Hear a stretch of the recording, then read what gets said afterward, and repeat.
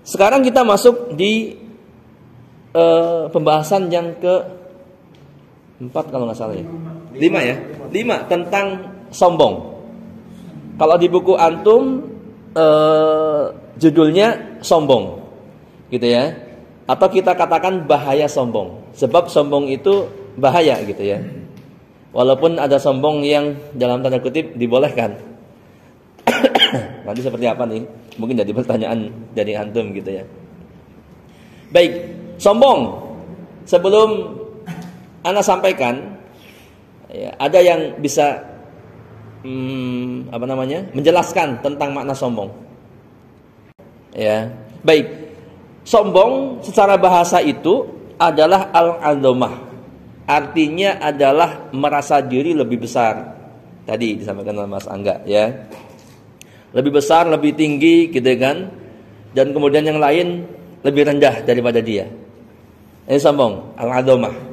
Nah, adapun definisi sombong yang paling baik disampaikan oleh Rasulullah SAW dalam hadisnya.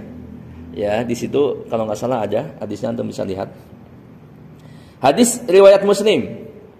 Rasulullah SAW bersabda, la yadkhulul jannah man kana fi qalbihi mithqalu dzarratin min kibrin.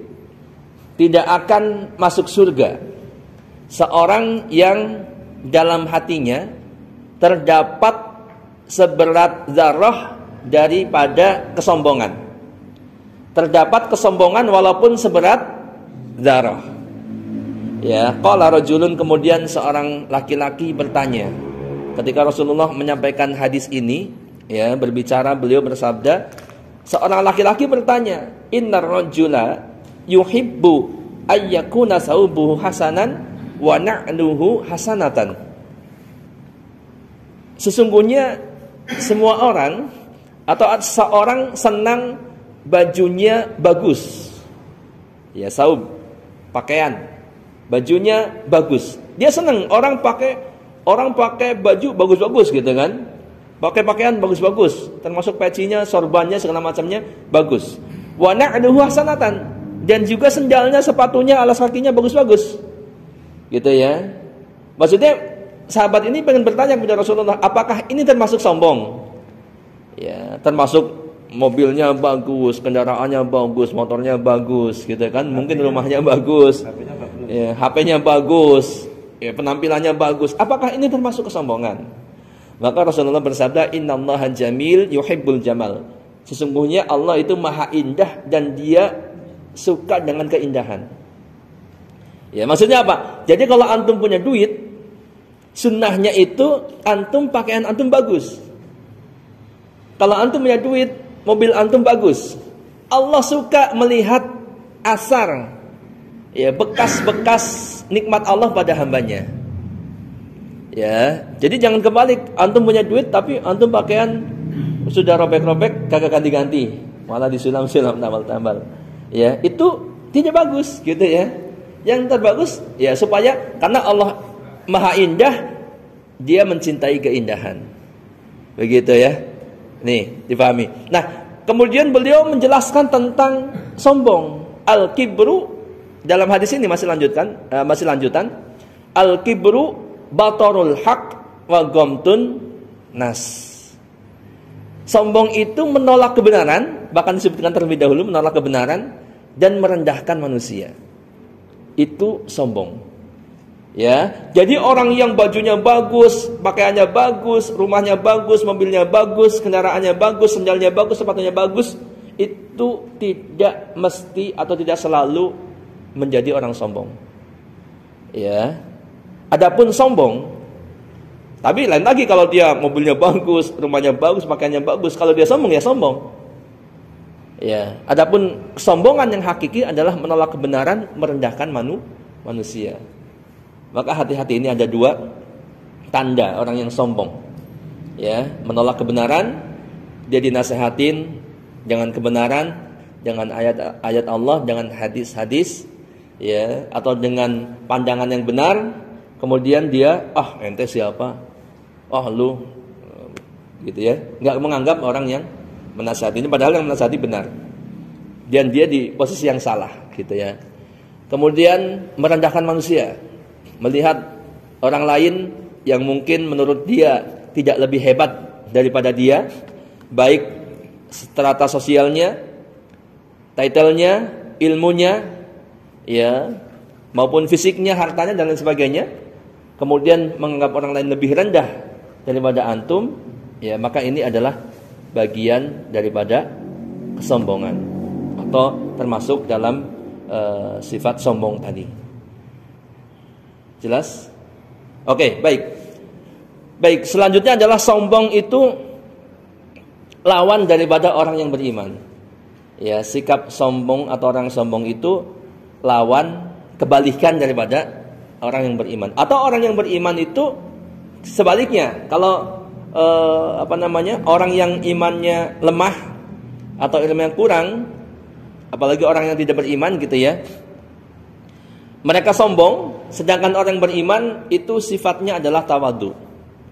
Tawadu itu rendah hati, ya, tidak sombong gitu. Seperti dalam surat Al-Furqan 63 yang antum lihat di Quran, Allah berfirman, a'udzu billahi minasyaitonir rajim, wa ibadur rahmanil ladzina yamshuna 'alal ardi hauna wa idza khatabahumul jahiluna qalu salama. Dan hamba-hamba Rabb yang Maha Ar-Rahman itu ialah orang-orang yang berjalan di atas muka bumi dengan rendah hati. Dan apabila orang-orang jahil menyapa mereka, mereka mengucapkan kata-kata yang baik. Ya, jadi anda lihat nih gambaran ibadur rahman, hamba-hamba Allah yang Maha Ar-Rahman. Orang-orang yang beriman itu dia kalau berjalan di muka bumi itu berjalan dengan rendah hati. Sedangkan orang yang sombong, nanti kita lihat beberapa ayat menyatakan bahwa larangan untuk berbuat sombong, berjalan di muka bumi dengan sombong. Orang yang beriman berjalan di muka bumi dengan rendah hati. Dan bahkan kalau ada orang-orang jahil menyapa, ya kita pastinya tahu kalau orang jahil sapaannya pasti sapaan jahiliyah. Ya, kadang mengejek, kadang menyebut sebutan yang tidak baik gitu kan. Tetap walaupun diejek katakanlah sama orang-orang jahil, tetap dia mengucapkan kata-kata yang baik. Tidak kemudian membalas makian itu. Ulaika yujzaunal ghurfata bima sabaru wa yulaqauna fiha tahiyyatan wa salama. Kemudian di ayat 75-nya disebutkannya tentang hamba Ar-Rahman, bagaimana sifat-sifatnya. Kemudian di surat Al-Furqan 63 tadi, salah satu daripada sifat hamba ibadur Rahman itu, ya dikatakan mereka itulah orang-orang yang dibalasi dengan martabat yang tinggi dalam surga karena kesabaran mereka, dan mereka disambut dengan penghormatan dan ucapan selamat di dalam surga, di dalamnya. Al-Furqan 75, 63 sampai 75, nanti antum bisa lihat bagaimana sifat daripada ibadur Rahman.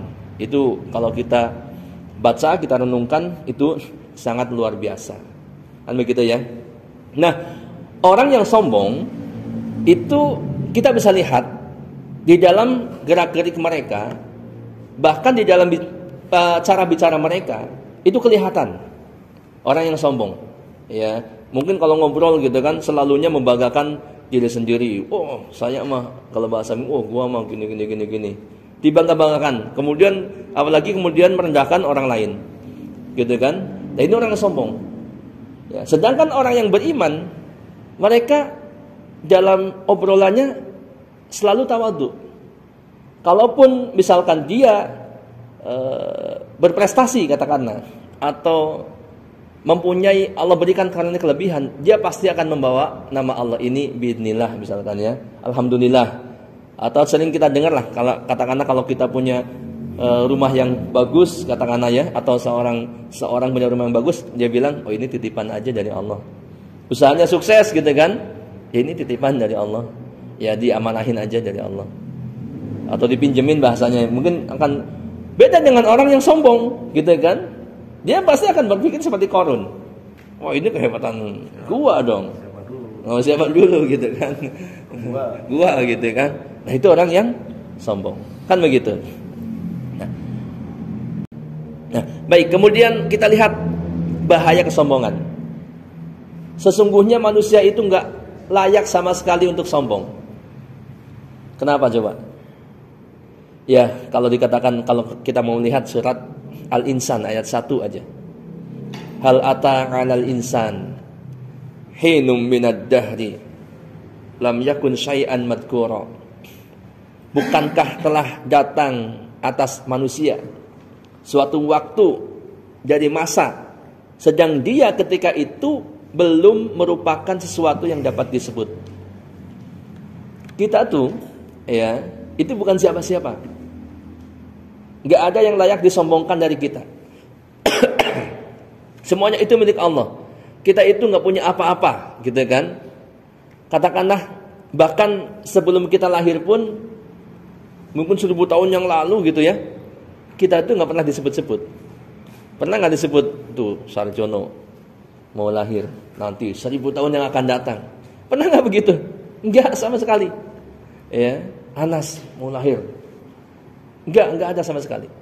Ya. Kemudian kalau kita lihat bagaimana asal penciptaan kita, ya, katakanlah dari ayah dan ibu kita, dari, mohon maaf ya, air yang sangat menjijikan. Kalau itu nempel di baju antum pun antum akan segera bersihkan. Betul nggak gitu ya? Air mani yang menjadi sebab diciptakannya kita manusia. Kalau itu nempel di baju antum atau di badan istri antum akan dibersihkan tuh. Nggak ada orang yang akan bangga-banggaan, itu nempel di baju sampai nggak dicuci sampai berhari-hari. Langsung saat itu pun dibersihkan.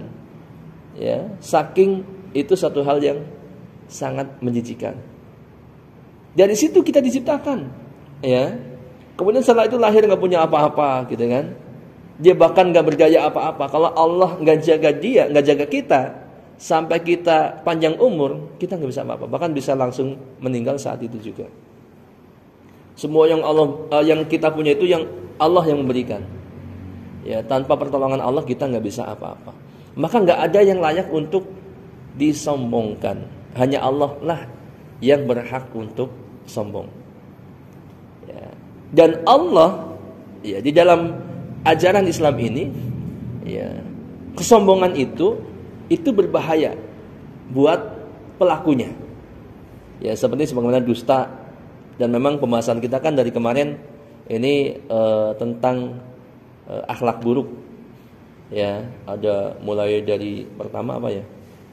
Ada yang kerjanji, ada dusta, ada ghibah kemarin ya. Dan kita masuk sombong. Dan semua itu antum harus serap tuh. Ya, supaya kita terjaga dari hal-hal yang tidak baik. Ya, sehingga kita selamat dunia dan akhiratnya. Kalau antum pegang itu semua, pasti antum insya Allah selamat di dunianya pun dan juga di akhirat. Ya, baik.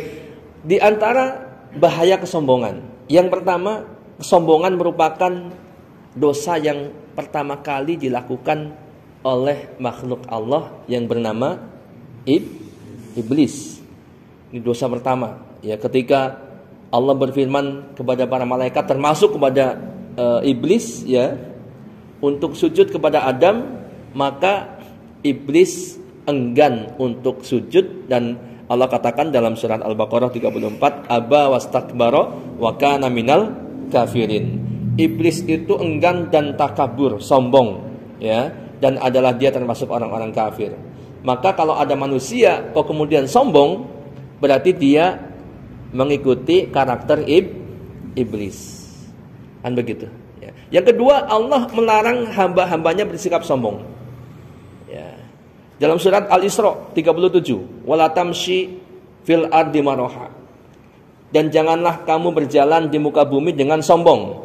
Innaka lan tahriqal arda wa lan tablughal jibala tula. Karena sesungguhnya kamu sekali-kali tidak dapat menembus bumi, dan sekali-kali kamu tidak akan sampai setinggi gunung. Dengan berjalannya antum di muka bumi, enggak akan bumi itu tembus sama antum. Dan dengan kesombonganmu itu, keangkuhanmu itu, antum enggak akan setinggi gunung. Bisa nggak antum setinggi gunung? Ya, antum mendaki gunung aja repot gitu. Apalagi antum sampai setinggi gunung, nggak akan bisa. Maka nggak ada yang layak disombongkan buat antum. Ya, dari antum, dari kita semua. Kemudian surat Luqman 18. Nasihat Luqman untuk anaknya, wala tusair khaddaka linnas wala tamshi fil ardi maraha innallaha la yuhibbu kulla mukhtalin fakhur. Dan janganlah kamu memalingkan mukamu dari manusia karena sombong. Kalau lagi ngobrol sama orang, jangan melengos ya. Orang di sini diajak ngobrol melengos ke sana karena sombong. Bukan karena yang lain, bukan karena sebab yang lain. Kalau antum melengos, memalingkan muka dari orang karena sombong, maka ini termasuk yang diancam dalam ayat ini. Dan janganlah kamu berjalan di muka bumi dengan angkuh. Ya, tadi sama dengan sombong, dengan angkuh. Sesungguhnya Allah tidak menyukai orang-orang yang sombong dan lagi membanggakan diri. Surat Luqman ayat 18 ya. Di sini katakan al-ikhtiyal itu kesombongan, dan al-fakhur adalah orang yang membanggakan diri, membanggakan hartanya, kedudukannya, dan juga kekuasaannya. Ya, seperti dalam ayat tadi dikatakan Allah tidak menyukai orang yang kullu mukhtalin fakhur. Mukhtal dan fakhur, yaitu orang yang tadi fakhur adalah membanggakan harta, kedudukan, dan kekuasaannya. Baik, yang ketiga, orang yang sombong terhalang masuk surga dan mereka akan dikembalikan ke dalam neraka jahanam. Ya, sama sebenarnya dalil-dalil ini pun menunjukkan larangan untuk bersikap ataupun berperilaku sombong. Jadi gini, perintah atau satu hukum ya itu bisa difahami dari yang pertama, dia perintah langsung. Allah mengatakan misalkan aqimus shalah, dirikanlah salat gitu kan. Atau yang kedua, amal itu kalau dikerjakan akan dibalas pahala. Ya, orang yang melaksanakan salat diberikan pahala. Maka ini berarti salat itu diperintahkan. Atau ada ancaman ketika meninggalkannya. Ya, orang yang meninggalkan salat misalkan terancam neraka sakor. Berarti sholat itu diperintahkan, bahkan diwajibkan, gitu kan? Termasuk ini kesombongan. Sombong, ya ketika mengerjakannya dia terancam neraka, berarti sombong itu dilarang. Gitu. Seperti dalam surat Al-Qasas 83, Allah berfirman, tilkad darul akhiratu naj'aluha lil ladina la yuriduna 'uluwan fil ardi wala fasada wal aqibatu lil muttaqin. Negeri akhirat itu kami jadikan untuk orang-orang yang tidak ingin menyombongkan diri dan berbuat kerusakan di muka bumi, dan kesudahan yang baik itu adalah bagi orang-orang yang bertakwa. Akhirat, negeri akhirat, surga itu Allah jadikan untuk orang-orang yang tidak menyombongkan diri dan tidak berbuat kerusakan. Berarti pemahamannya, orang yang sombong dan berbuat kerusakan, maka dia tidak mendapatkan surga, tidak mendapatkan negeri akhirat, kebahagiaan di sana. Ya, artinya dia tidak terancam tidak masuk surga, dan selain surga kembalinya adalah ke neraka. Ya, kemudian dalam hadis tadi, la yadkhulul jannah. Jadi sombong itu menyebabkan orang tidak masuk surga dan kembalinya neraka. La yadkhulul jannah man kana fi qalbihi mithqala dzarratin min kibr. Tidak akan masuk surga orang yang dalam hatinya terdapat seberat zarah kesombongan. Ya, kalau nggak masuk surga berarti kembalinya ke neraka, gitu ya. Zarah, jadi kecil sekali. Ya, kalau antum lihat penjelasan tentang zarah, sering ya kita dari kecil, dari dulu itu dikatakan zarah itu biji sawi. Ya, biji kayak apa sih? Bulut-bulut kecil. Kecil ya, tapi masih kelihatan ya? Masih kelihatan. Bisa segede beras nggak? Wah, kecil lagi. Lebih kecil lagi. Setengah beras katakanlah ya. Ya, zarah. Oke lah, mungkin kalau orang kita enaknya seberat biji sawi. Ya, anda pun lupa nggak hafal sekali. Tapi menurut para ulama, zarah itu Ada yang mengatakan seperti semut kecil yang sangat kecil, zarah. Ada yang mengatakan kalau antum misalkan di depan pasir gini ya, di tangan nempel pasir gitu kan, antum kebutin, yang gede-gede jatuh, yang kecil-kecil masih nempel, biasanya agak mengkilap. Itu zarah, sekecil itu. Ya, terus tadi kalau misalkan pagi-pagi cahaya matahari kuat, cerah gitu ya, antum buka jendela. Kalau baru buka jendela kadang-kadang terlihat di sorot matahari itu kayak ada yang terbang-terbang. Itu zarah. Ya, kalau antum tutup lagi nggak kelihatan tuh. Tapi kalau buka lagi kelihatan. Sekecil itu kesombongan itu menghalangi seorang untuk masuk surga. Ya, sehingga ini bahayanya luar biasa gitu. Maka kita harus hati-hati dari sifat sombong. Ya. Surat Az-Zumar 72. Qila dkhulu abwaaba jahannam khalidina fiha fabi samaswal mutakabbirin. Masukilah pintu-pintu neraka jahanam itu sedang kalian kekal di dalamnya. Maka neraka jahanam itu adalah seburuk-buruk tempat bagi orang-orang yang al-mutakabbirin, orang-orang yang menyombongkan diri. Ya, bahaya enggak? Neraka jahanam ya tempat untuk orang-orang yang sombong. Dan ini banyak sekali hadis sama ayat-ayatnya. Ya. Nanti antum bisa bacalah. Ini kalau kita sampaikan mungkin antum juga sudah lelah gitu kan. Tapi yang jelas sebagian daripada nas Al-Qur'an dan hadis Nabi ya sudah disampaikan bahwa itu menunjukkan tentang bahayanya sifat ataupun perilaku sombong. Ya, di mana sombong itu adalah menolak kebenaran dan merendahkan manusia. Itu pokoknya. Gitu. Jadi kalau misalkan ada orang menolak kebenaran atau merendahkan manusia, maka dia adalah sombong. Dan dia terancam oleh nas-nas yang tadi dibacakan, baik dalam Al-Quran ataupun dalam hadis Nabi, yang mengatakan tidak akan masuk surga, kemudian kembalinya adalah neraka jahanam. Dan harus diingat bahwa sombong itu bisa terjadi pada banyak hal. Contohnya pada ilmu. Tadi di satu sisi memang orang yang berilmu itu akan ditinggikan derajatnya. Tapi sisi yang lain dia sangat rentan jatuh pada kebinasaan karena sombongnya. Gitu ya. Ada orang yang titelnya lebih hebat daripada orang lain, kemudian dia merasa lebih tinggi dan dia sombong dengan ilmunya. Ya, dia merendahkan orang lain karena keilmuannya. Maka ini sombong dan dia terancam oleh nas-nas yang tadi. Ya. Kalau orang yang sombong, orang yang berilmu sombong, ini banyak cirinya bisa kita lihat. Kalau orang ilmu dalam arti ilmu yang umum, gitu ya, karena dia lebih hebat, lebih tinggi titelnya, dia bisa memaki-maki orang yang tidak lebih hebat daripada dia, yang mungkin titelnya jauh lebih rendah daripada dia. Dia seorang profesor misalkan, kemudian yang dihadapinya adalah ya orang nggak sekolah, mungkin nggak kuliah, gitu kan, hanya lulusan SMP SMA dia maki-maki. S2 ya, S2 itu. Kalau profesor S-nya banyak berarti. Kemudian kalau berselisih pendapat atau berargumen atau memberikan ide, bermusyawarah misalkan, dia pengen idenya itu, gagasannya itu yang paling dipakai, gitu ya. Dia tidak memperdulikan gagasan-gagasan yang lain. Maka ini bagian daripada sombong. Kemudian bisa terjadi pada harta. Jelas harta seperti Qarun yang sombong, gitu kan.